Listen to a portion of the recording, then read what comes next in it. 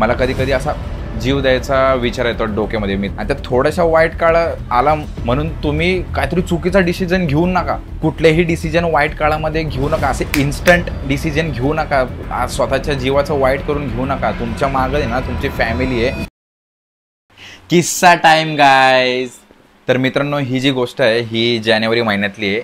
तर माझ्या मित्राचा मला मेसेज आला होता की भाई मला आहे ना पैशाची गरज होती जरा, माझ्याकडे पैसे नाही आहेत, EMI वगैरे भरायचं आहे. म्हणजे जानेवारीच्या पहिल्या 2 दिवसांमध्ये, म्हणजे कुठल्याही महिन्यातल्या पहिल्या 2 दिवसांमध्ये EMI वगैरे भरायचा असतो. तर तो मला म्हटला की अरे मला EMI भरायचा आहे, माझ्याकडे पैसे वगैरे नाही आहेत. तर त्याला म्हटलं की काय झालं.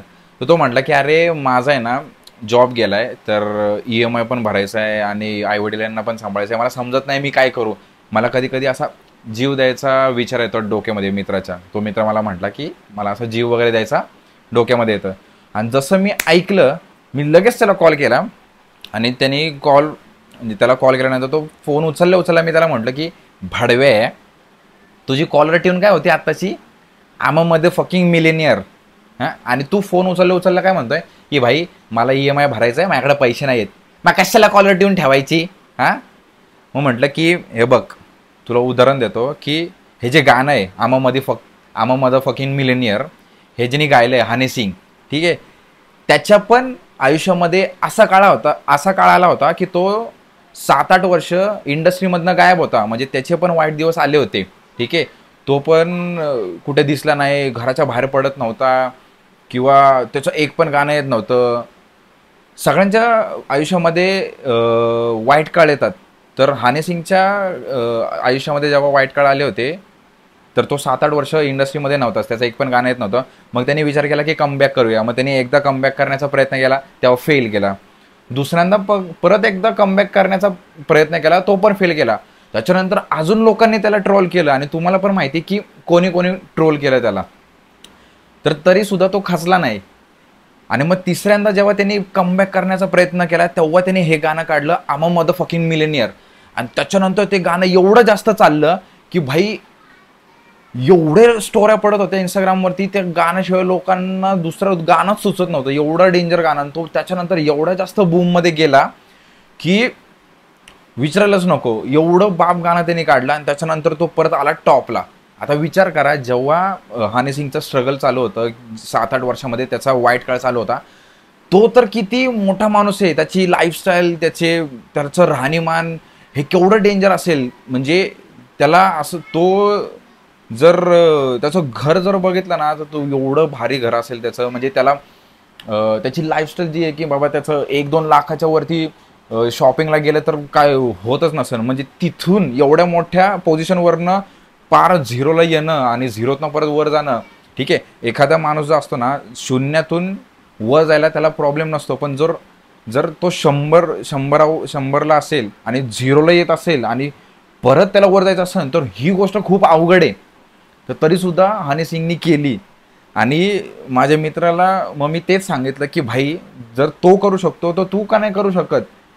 आत्ता तुझा वाईट काळ चालू आहे, ठीक आहे. आणि ह्या वाईट काळामध्ये जो वाईट काळ असतो ना तो फक्त थोड्याच टाईमसाठी असतो, ठीक आहे. आणि तो वाईट काळ जसा आहे तसे चांगले काळ पण असतात, चांगले दिवस पण असतात, वाईट दिवस पण असतात. पण जेव्हा तुमचा वाईट दिवस असतो तेव्हा तुम्ही काय करताय हे डिपेंड करतं. थोडासाच काळ असतो तो वाईट, आणि त्या थोड्याशा वाईट काळ आला म्हणून तुम्ही काहीतरी चुकीचा डिसिजन घेऊ नका. तर मित्रांनो, तुम्हाला परत एकदा सांगतो, जेव्हा तुमचा वाईट काळ असेल ना तेव्हा विचार करा. कुठलेही डिसिजन वाईट काळामध्ये घेऊ नका. असे इन्स्टंट डिसिजन घेऊ नका. आज स्वतःच्या जीवाचं वाईट करून घेऊ नका. तुमच्या मागं आहे ना तुमची फॅमिली आहे, तुमची काळजी करणारी लोक आहेत, ठीक आहे. असे उगीच काही पण डिसिजन घेत नका जाऊ. आता त्याला मी ही गोष्ट जेव्हा सांगितली तेव्हा त्यांनी पण त्याची चुकी मान्य केली आणि तो म्हटला की बरोबर आहे तुझं, म्हटलं मी असं परत नाही करणार. तर आणि लकीली विषय असा होता की तो ज्या फील्डमध्ये काम करत होता त्या फील्डमधल्या काही लोकांचे माझ्याकडे कॉन्टॅक्ट होते. तर मी लगेच 2-4 लोकांना कॉन्टॅक्ट फिरवले आणि त्याला मी म्हटलो की टेन्शन नको घेऊ, मी सांगितले 2-4 लोकांना तुझं काम होऊन जाईल जॉबचं. तर आणि 3-4 दिवसातच त्याला एका जणाचा कॉल आला होता. मी त्याला सांगितलं होतं की आणि आधीच्या जॉबपेक्षा थोडीशी कमी सॅलरी होती त्याला, पण तो म्हटला ठीक आहे भाई, मला ॲटलिस्ट जॉब तरी मिळाला. मला तुम्हाला हेच सांगायचं आहे की परत एकदा मी सांगतोय, मी 4-5 वेळा तीच गोष्ट रिपीट करतोय की वाईट काळामध्ये ना, वाईट काळामध्ये कुठलेही डिसिजन इन्स्टंटली घेऊ नका. आपल्या जीवाचं बरं वाईट करून घेऊ नका. आणि दुसरी गोष्ट म्हणजे ना, तुम्हाला हे सांगायचं आहे की मित्र जे असतात ना, आपले मित्र, ते चांगले निवडा. म्हणजे कुठलीही परिस्थिती असेल ते तुमच्यासाठी धावून येतील. 2 मिनिटात त्यांना जर सांगितलं ना एखादी गोष्ट, तर 2 मिनिटात तुमच्यासाठी धावून येतील असे मित्र निवडा. बळणी तो मित्र लय श्रीमंत आहे, त्याच्यासोबत फिरलो ना आपलं कल्याण होईल, असं करू नका भाई. जर तुमचा मित्र सोबत असेल ना एखादा चांगला मित्र, तर त्याला तुम्ही प्रत्येक स्वतःची गोष्ट शेअर करू शकता. असा जो टाईम असतो ना ज्याच्यामध्ये तुमचे वाईट दिवस चालू आहेत, आणि त्या वाईट दिवसामध्ये ना खरंच तुम्हाला आहे ना कोणासोबत बोलण्याची गरज असते. खरंच तुमच्यासाठी एखादा माणूस तुम्हाला हवा असतो की ज्याच्यासोबत आपल्याला ओपनली बोलता येईल. असे मित्र ठेवा, अशी माणसं तुमच्याजवळ ठेवा, ते खूप गरजेचं आहे.